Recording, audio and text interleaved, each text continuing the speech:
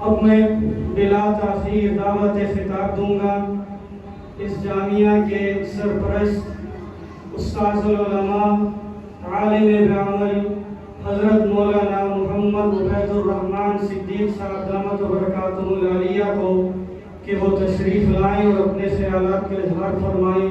حضرت مولانا محمد عبید الرحمن صدیق صاحب۔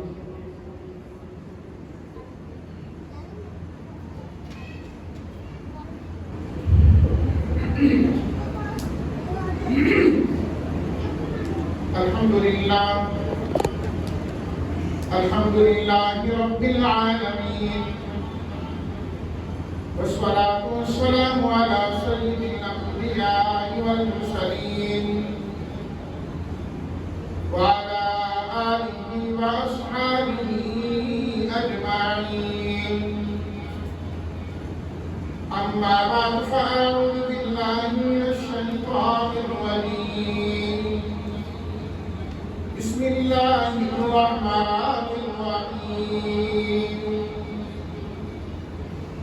لقد من الله على المؤمنين إذ بعث فيهم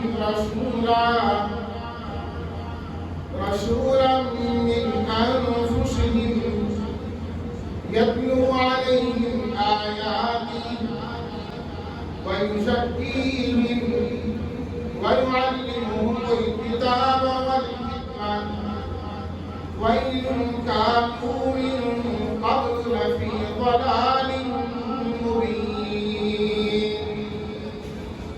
صدق الله مولانا العظيم۔ تمام حضرات ایک مرتبہ درود شریف پڑھتے ہیں۔ اللهم صل على سيدنا ومولانا محمد وعلى آله وأصحابه وبارك وسلم۔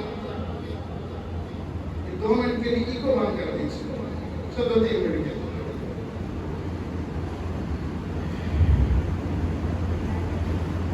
حضرات محترم، سامعین کرام، علماء کرام، مجھے آج یہاں آ کر بہت خوشی ہوئی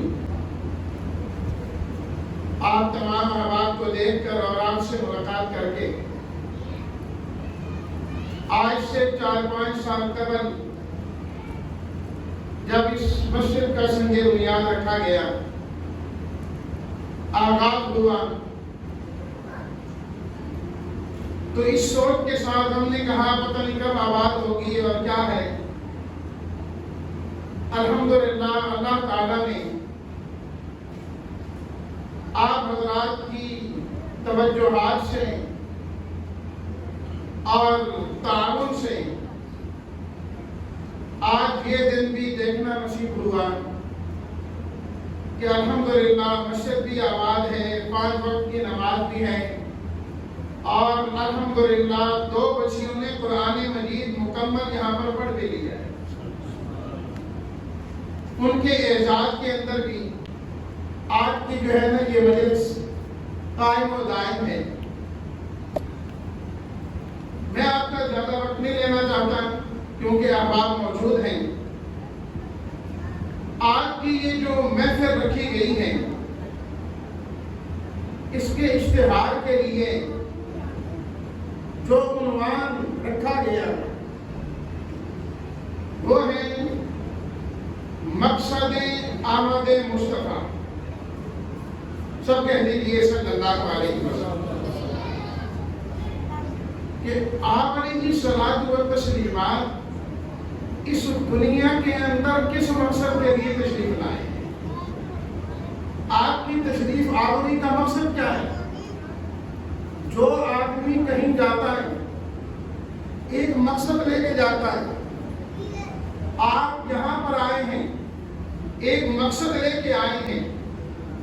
کوئی عقل مند آدمی بغیر مقصد کے کوئی کام نہیں کیا کرتا، بغیر مقصد کے کہیں جایا نہیں کرتا۔ یہ کیسے ہو سکتا ہے کہ اللہ کے نبی صلی اللہ علیہ وسلم جو تمام نبیوں کے سردار، توجہ میری طرف رکھیے کہ بات ختم کرنے لگا، اللہ کے نبی تمام نبیوں کے سردار اس دنیا میں تشریف لائیں اور آپ کی تشریف آوری کا مقصد کوئی نہ ہو، یہ ہو نہیں سکتا کہ اللہ اپنے نبی کو بغیر مقصد کے دے، بالکل نہیں ہو سکتا۔ اب وہ مقصد کیا ہے؟ ایک مقصد وہ ہے جو آپ متعین کریں، ایک مقصد وہ ہے جو میں متعین کروں، اور ایک مقصد وہ ہے کہ جس اللہ نے بھیجا ہے اللہ نے مقصد خود ہی متعین کر دیا ہے، جس میں کوئی ابہام ہے نہیں ہے، پوشیدگی ہے نہیں ہے۔ وہ مقصد کیا ہے؟ وہ میں نے آپ کے سامنے سورہ بقرہ کی آیت تلاوت کی ہے۔ اللہ نے اس آیت کے اندر نبی کریم صلی اللہ علیہ وسلم کی بعثت کے 4 مقاصد بیان کیے کہ اللہ نے نبی کریم صلی اللہ علیہ وسلم کو 4 کاموں کے لیے بھیجا ہے۔ کتنے کاموں کے لیے ذرا بولیے گا؟ 4 کاموں کے لیے۔ اب جو آپ پر ایمان لائے گا، آپ کا سچا امتی بنے گا، آپ کا وفادار بنے گا، اس کے اندر بھی یہ 4 کام ہونے چاہیے، تب وہ مقصد کو پہچان جائے گا۔ پہلا مقصد اللہ نے بیان کیا تلاوت کتاب، کہ نبی کریم صلی اللہ علیہ وسلم کو ہم نے اس لیے بھیجا ہے تاکہ وہ لوگوں کو قرآن کی تلاوت سنائیں، قرآن سنائیں۔ آپ اپنی تقریر کا آغاز کریں تو قرآن سے، دعوت دیں تو قرآن سے، جہاد ہو تو قرآن سے، مکی زندگی ہو تو قرآن سے، مدنی زندگی ہو تو قرآن سے۔ اگر صحابہ آپ کے پاس پڑھنے آئے تو اللہ کی کتاب پڑھنے کے لیے آئے، اللہ کی کتاب پڑھنے کے لیے آئے۔ تو پہلی چیز تلاوت کتاب۔ دوسری چیز فرمایا قرآن مجید کی تلاوت کے ذریعے سے لوگوں کے اندر سے کھوٹ کو نکالنا ہے، گند کو نکالنا ہے، منافقت کو نکالنا ہے، شرک کو نکالنا ہے۔ انسان جو گناہوں سے بھرا ہوا ہے اس کے اندر کو صاف اور ستھرا کرنا ہے۔ تیسرے نمبر پر فرمایا وَيُعَلِّمُهُمُ الْكِتَابَ، کہ اللہ نے آپ علیہ الصلاۃ والتسلیمات کو بھیجا تاکہ قرآن مجید کی تعلیم کو عام کرے، الفاظ بھی سکھائیں، قرآن کا معنی اور مفہوم بھی سکھائیں، قرآن کا مفہوم معلوم ہونا چاہیے۔